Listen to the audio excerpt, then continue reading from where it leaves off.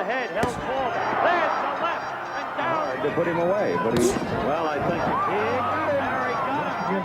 Larry Holmes will just hold that left jab out. He won't even jab with that.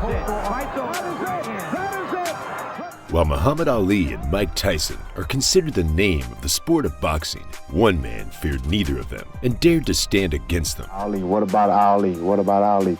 What about Ali? His career was a whole movie alone, and his fights are all-time classics. But the question still remains, who did the most damage to Larry out of both Mike Tyson and Muhammad Ali? It was 1977 when Muhammad Ali would face the hard-hitting Ernie Shavers in a fight that left many speechless.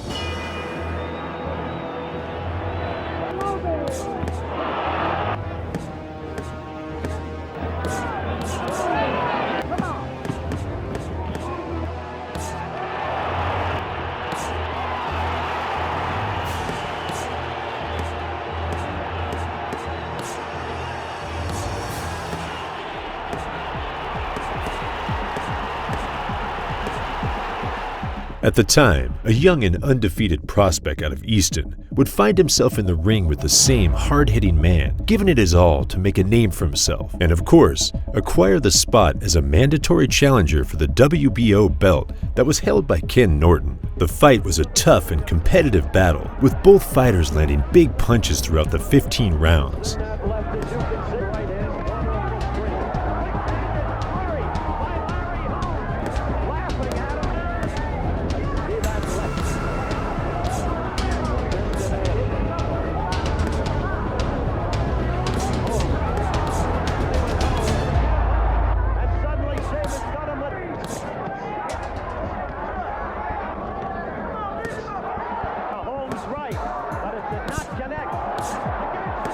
Shavers, known for his devastating punching power, landed several hard shots on Holmes, but the champion showed his toughness by absorbing the punishment and continuing to fight back.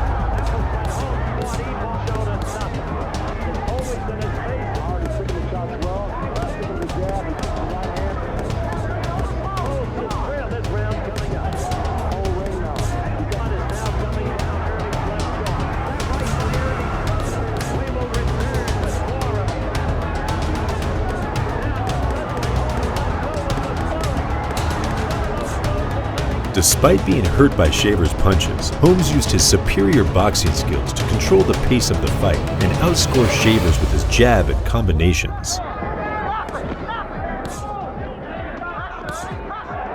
10th round, because he is getting simply for the first 9 rounds of the fight. Get that crisp. End of the round here. The winner by unanimous decision, the Easton Assassin. While Larry was carving his way up the rankings, a young amateur fighter by the name of Michael Gerard Tyson was training under the guidance of legendary Cus D'Amato, perfecting the peekaboo style and preparing mentally to fight anyone his division had to offer. It was 1979 when Larry would take on the strong Ken Norton, who had previously broken the jaw of Muhammad Ali for the heavyweight title. Norton had made a name for himself as a heavyweight boxer with a strong left hook and an unorthodox aggressive fighting style, which was perfect for the snappy jab of Holmes. The fight was highly anticipated, as both boxers were considered to be among the best heavyweight of their time. Holmes came out strong in the early rounds, using his superior speed and footwork to land crisp jabs and hooks on Norton. Larry Holmes, lightning left hand. He can counter punch while moving away. WBC ruled that he would be champ, and champ he is. He's going 15 tough rounds. Larry Holmes' record is unblemished here of Holmes. And Norton controlled by Larry. Larry scores the right foot. He continues to run and advance the fight. He's going to have to start scoring some more punches. The fight continued to be a closely contested battle, with both trading blows and landing significant punches.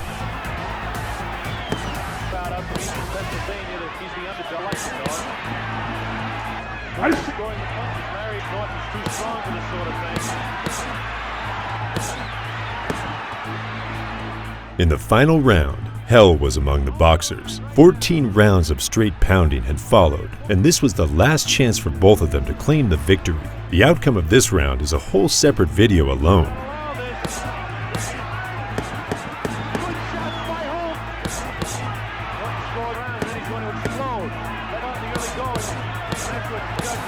close to Peter School. Eddie Norton taking it to Larry. Larry is fighting back really now. This is what he has to do. The champ comes back. Norton afraid. There's a waiting moment now on the round. This has been a great boxing show. Both fighters courageous. As Holmes comes back, goes it. Running out of time. Larry Holmes was declared the winner and was now the champion. What would follow after is straight out of a movie. Holmes continued his successful domination over the last years of the 70s in what also included a rematch with Ernie Shavers in what appeared to be a total slugfest.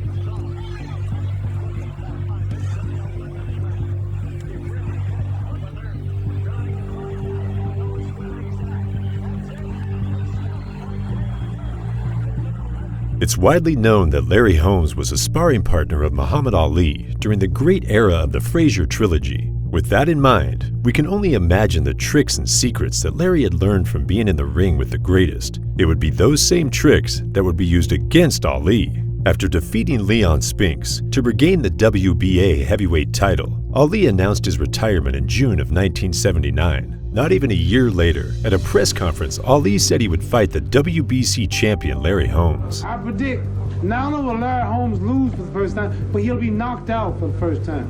I promise you, I'll knock out Larry Holmes. The announcement came as a surprise, as the press conference was billed as a contract signing for a bout between Ali and Weaver. Due to concerns for Ali's health, the State Athletic Commission had the former champion examined as a prerequisite to being granted a boxing license.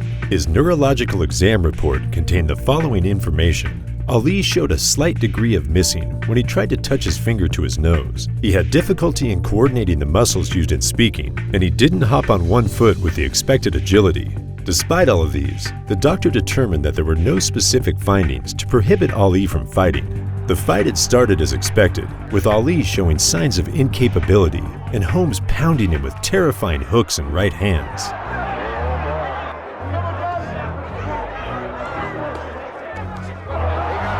You can use that right hand to strike. They didn't know how well he could take a punch. Both of these fellows have to play.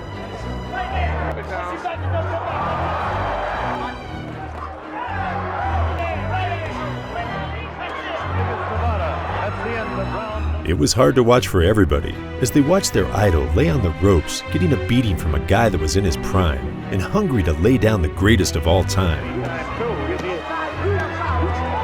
Man would be to lay back and take that many shots. He's trying to, and I think he's dreaming about what happened in Africa.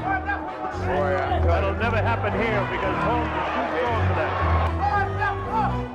Good right hand, the most solid right hand. Is Ali hurt? Will he be going down? How much more of this can he take? Angelo Dundee, the trainer of Ali, eventually stopped the fight as he couldn't watch his fighter get any more damage. Ali taking a tremendous Angelo Dundee wants to stop the fight.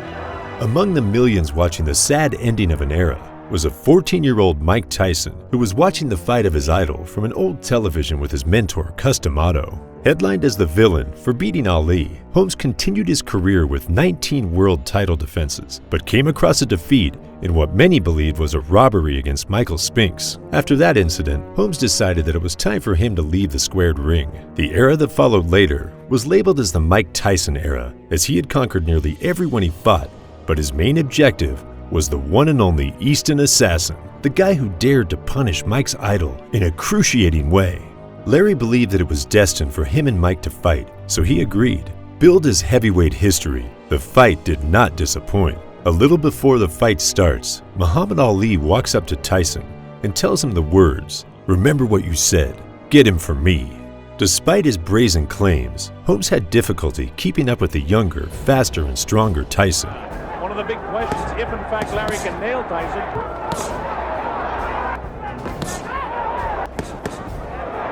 First round. Left hook caught him that time.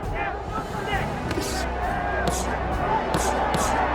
Tyson. Like many fighters who challenged Tyson in the past, Holmes often held Tyson in an effort to slow the aggressive Tyson down.